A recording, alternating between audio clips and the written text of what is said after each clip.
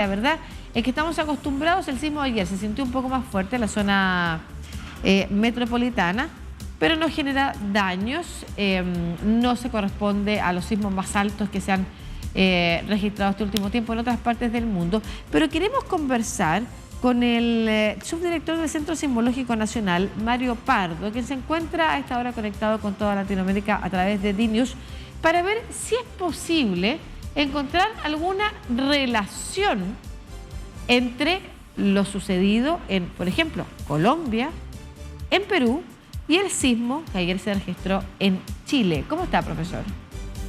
Muy buenos días.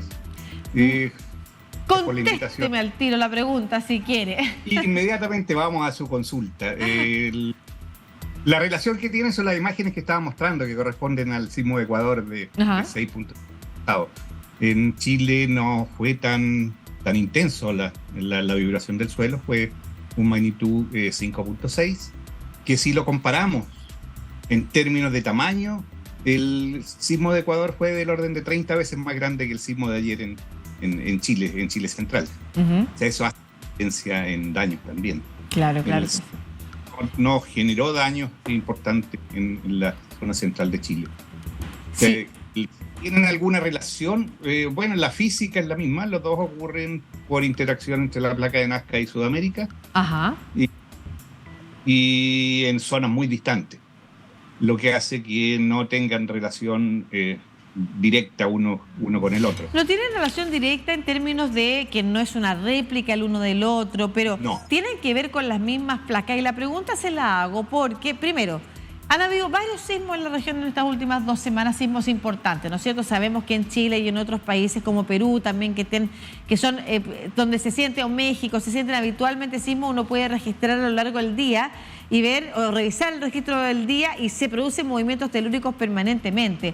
Pero se ha hablado de la concentración de energía que hay en alguna zona de entre las placas que podría significar en un tiempo no muy lejano, un sismo de una importante magnitud. Entonces la pregunta tiene que ver si con que estos sismos que se han sentido en Ecuador, en Colombia, en Ecuador y en Perú, en Chile, pueden tener que ver con la liberación de energía de precisamente esa subducción de capas, de placas, que hacen que estos países se muevan más que otros.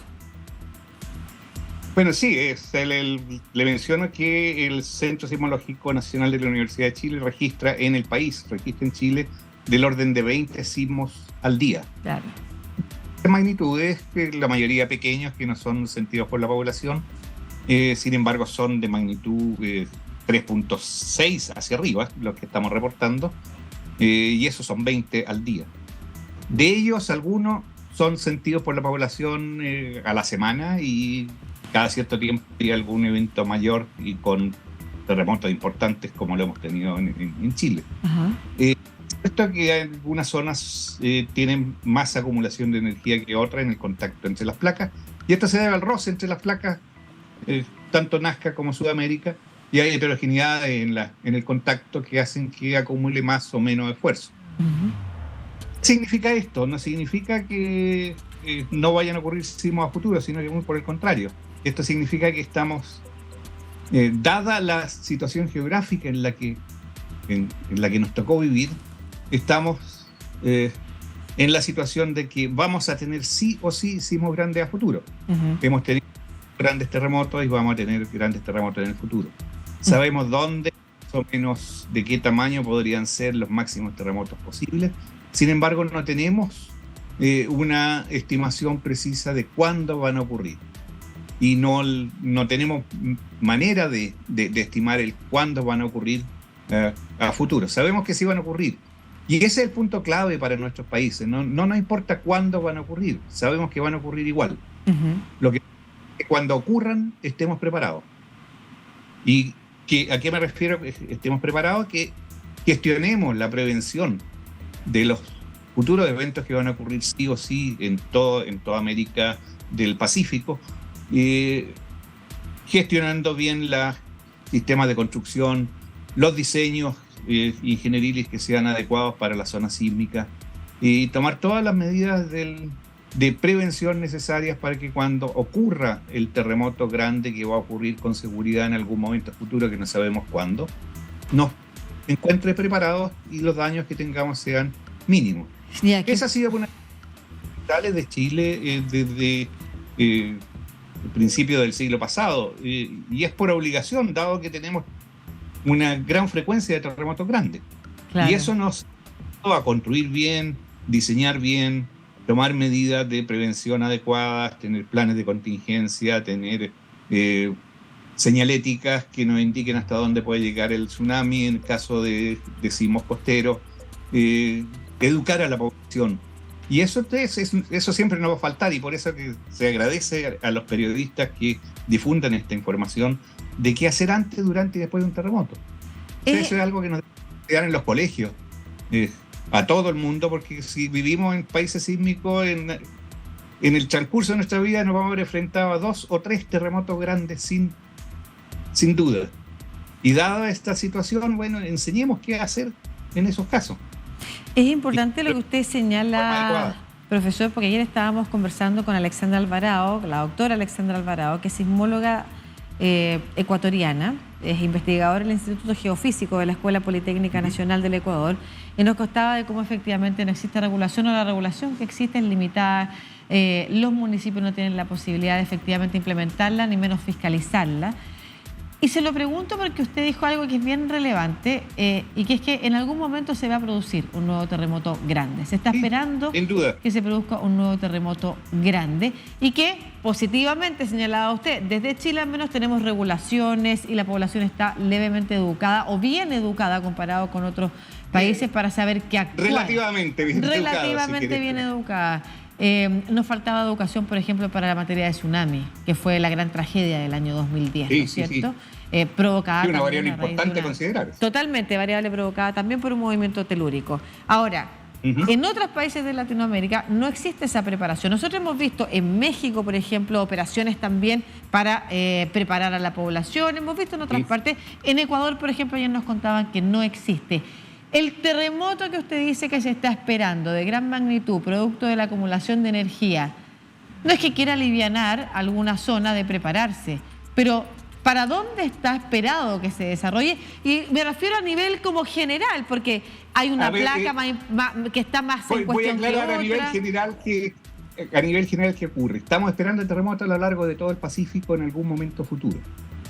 El ejemplo más claro es si tengo... la placa metiéndose bajo el continente, Nazca bajo el continente, es como una alfombra que esté tirando bajo el continente. Hagamos el ejercicio físico. Si tengo una alfombra grande y la tiro para moverla y tengo un objeto pesado arriba, ¿cómo la muevo? De a pedacitos, de poco.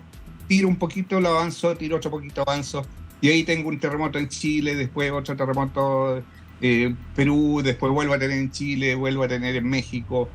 Avanzamos de pedacitos. Y eso significa que estamos expuestos a que en cualquier momento futuro tengamos un terremoto en algún lugar del contacto entre Nazca y Sudamérica. Estamos hablando de estas placas nomás, pero vale para todo el mundo. Son otras placas, simplemente. Pero esas son las placas que están en esta región latinoamericana, porque ya que llegamos a toda Latinoamérica es importante señalarlo. Sí, pero si voy a la misma región, si voy a Chile Central, por ejemplo, en Chile Central voy a tener al menos un terremoto a magnitud 8 o mayor cada 80, 100 años, ¿ok? Pero si lo veo en el contexto nacional de todo Chile, en algún lugar de Chile voy a tener cada 10 años un terremoto a magnitud 8 en el país. 100 en un lugar específico, cada 100 años más o menos se recarga el sistema para volver a tener energía suficiente para generar otro sismo similar. Y 10 años en algún lugar de Chile, en diferentes lugares. Y eso si lo extrapolo a toda la placa de Nazca, voy a tener cada cierto tiempo en el mismo lugar una repetición o algo parecido a lo que pasó en el pasado. Y eso hay que ver la historia y hacer la estadística. Cada 100 años un terremoto grande, y un terremoto de magnitud 6 ocurre en Chile, ocurren 10 o 20 al año. Claro. Claro que sí. Tengo una última pregunta, profesor, para usted, y es que hemos sentido estos terremotos de alta magnitud seguidos este último tiempo en Colombia, en Ecuador, en Perú, en Chile, En el mundo, terremoto en Turquía, ayer en Afganistán, Exacto. ¿hay alguna relación con las temperaturas, por ejemplo? ¿Con los altos grados de calor? ¿Hay algo adicional que pueda estar provocando al menos la investigación? Definitivamente no, se han hecho en el transcurso de la historia científica se han hecho muchas correlaciones y no hay ninguna relación. Perfecto. Y físicamente es bastante simple, estos sismos ocurren a decenas de kilómetros de profundidad. Y un pulso de temperatura se demora años en mover metros.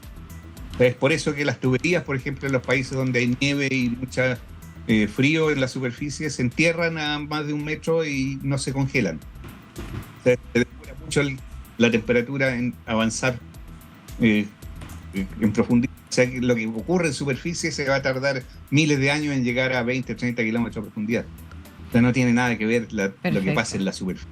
Perfecto. La temperatura con lo que ocurre en el interior de la Tierra, donde tenemos temperaturas radicalmente diferentes a las que ocurren en la superficie. Perfecto. Entonces, o sea, lo único que nos queda de esta cambio en la superficie no afecta en nada. Claro, lo único que nos queda de esta conversación que es importante y es clave es que primero no podemos predecir cuándo se va a producir ese gran terremoto en alguna de las zonas, sobre todo en las que se encuentran las placas de Nazca y Sudamericana, pero sobre todo esos países tienen que seguir trabajando en educación y en regulación de sus edificaciones para prevenir todos los graves daños que se producen por esto. No sabemos cuándo van a ocurrir, pero sabemos que sí van a ocurrir. Esto es igual que el cuento del lobo.